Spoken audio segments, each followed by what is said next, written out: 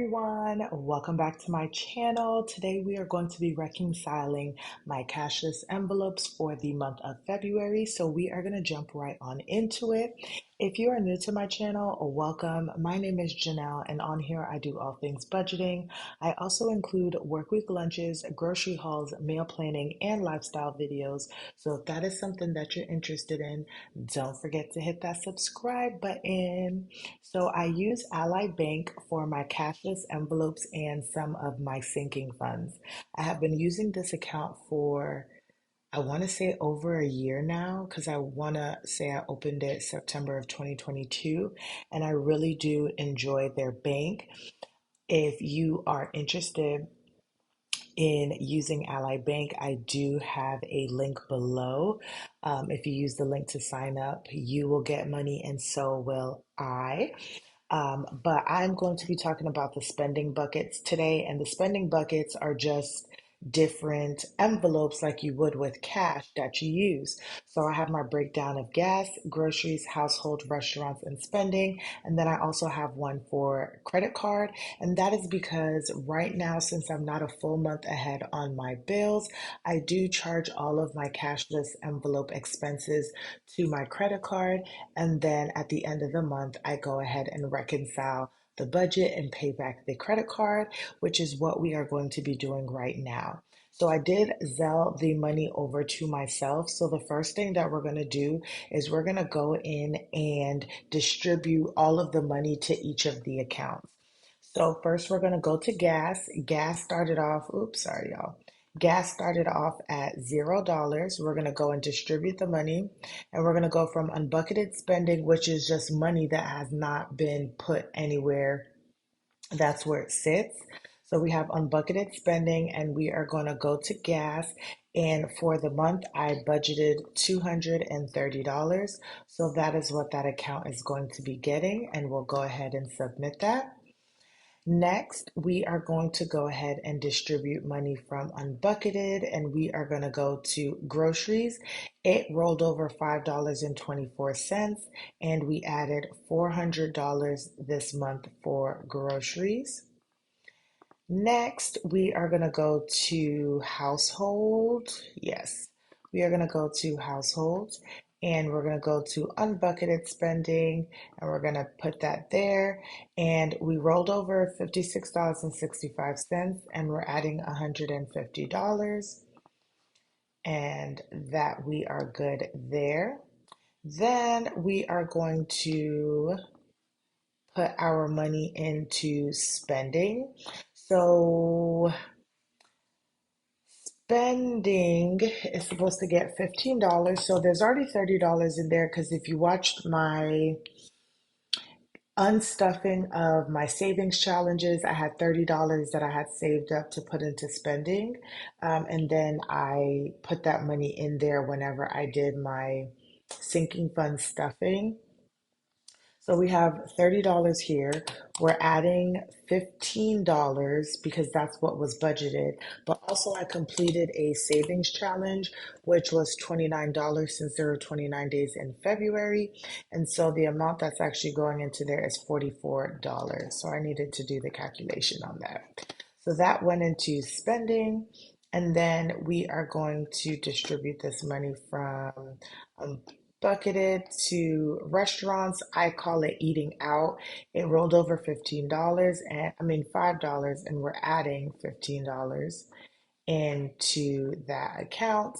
And then lastly, I did this to save myself the trouble. For the month, I spent $20.99 on holidays. So I'm going to go ahead and already distribute that money from unbucketed to my credit card account, and I'm going to put $20.99 in there so that it is already there. So now that all of this has been, maybe if I go here and then go here, now everything is updated and you can see how much is in each of these accounts. Now what we're going to do is we're going to go through, I've already written down how much I've spent so far. So keep in mind, the month is not officially over. I have about 3 or 4 days left in the month of February. However, I am clearing out everything, whatever extra I do for the next 3 days, I'll just pay that back. But this is the bulk of all of the payments that need to be paid out. So I'm first going to go to gas. I don't know why I keep going right here. I'm going to go to gas.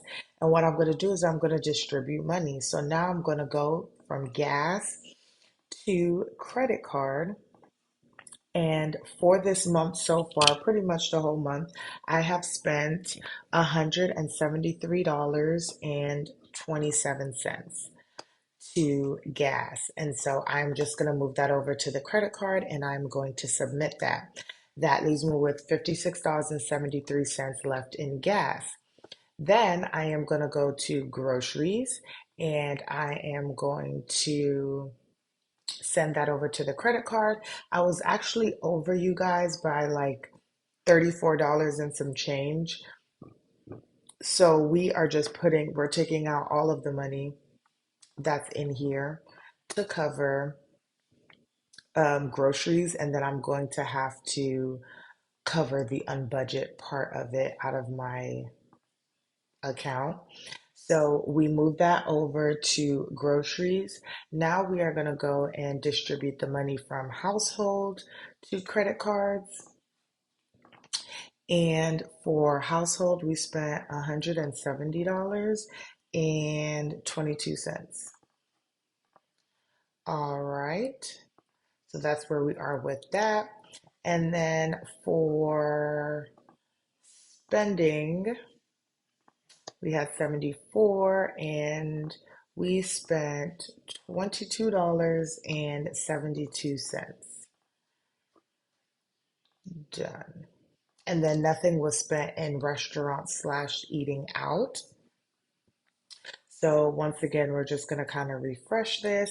And then you can see in the credit card account, there's $822. Now, the way that it works, because at first I almost did not like this setup because I currently don't use a debit card, but I realized that if I put everything into one part of the account, it allows you to track different places that you go. So, like if you're using your debit card and you went to Shell's gas station for gas all the time, you can have it set up so every time you go to Shell's gas station, it would always take it out of your gas tracking or anything like that. But if you get to a point where you have one business that you want to track for two different envelopes, you cannot do that. So I realized that the way that I'd be able to set this up is I have a credit card amount, I have a credit card category, and then it tracks my Capital One, PayPal, American Express, my Citibank. It also does Discover and all of that great stuff. And so what happens is whenever I go and pay, whenever the money comes out, it just automatically comes out of that credit card amount and everything else stays like perfectly fine. So that is what I'm going to do now is pretty much everything but $24.48 is going to my Amex credit card because all of those charges were charged to that card. And then the other $24.48 is going to go to my Walmart credit card because I use that.